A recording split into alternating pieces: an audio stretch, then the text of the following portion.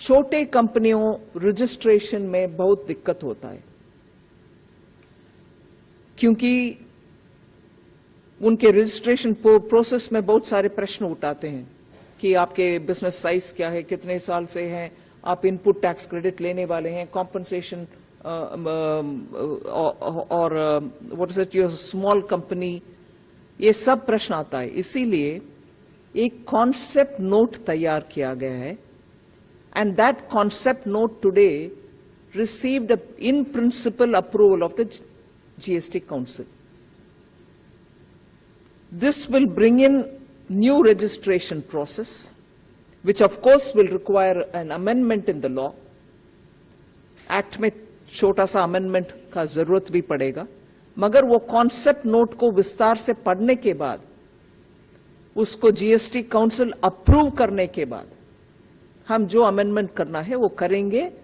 मकसद एक ही है कि छोटे कंपनियों का रजिस्ट्रेशन आसानी से होना चाहिए, और उनको, जिन कंपनियों को आईटीसी भी छोटा है, उन कंपनीज का इतना दिक्कत नहीं होना चाहिए।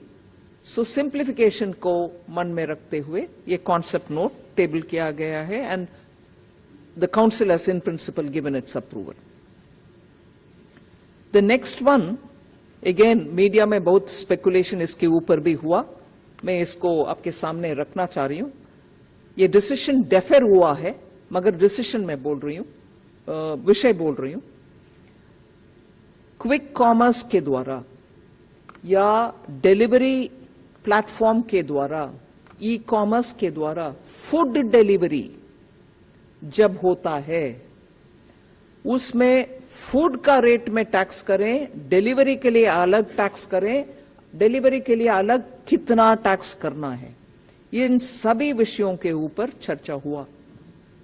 पिछले एक सप्ताह से मैं देख रही हूं न्यूज़पेपर्स में कंपनियों का नाम लेकर के, इनके ऊपर 18 होगा, बड़े क्विक कॉमर्स में इतना होगा, क्या खाने की चीज में 5% जब लग रही है, घर में पहुंचने में उसका 18% टैक्स होगा क्या? अगेन मैं आपको हाथ जोड़कर विनती करती हूं जीएसटी काउंसिल के बिहाफ में, इसमें कोई निर्णय नहीं हुआ है, ये डिफर हुआ है, जिससे जीओएम इसके ऊपर विस्तार से और एक बार चेक करेगी।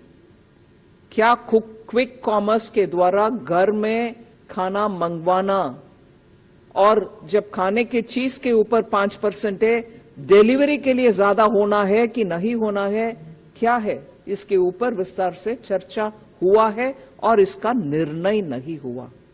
और जब तक निर्णय जीएसटी काउंसिल तक नहीं आता, उसके ऊपर प्लीज स्पेकुलेट नहीं करना।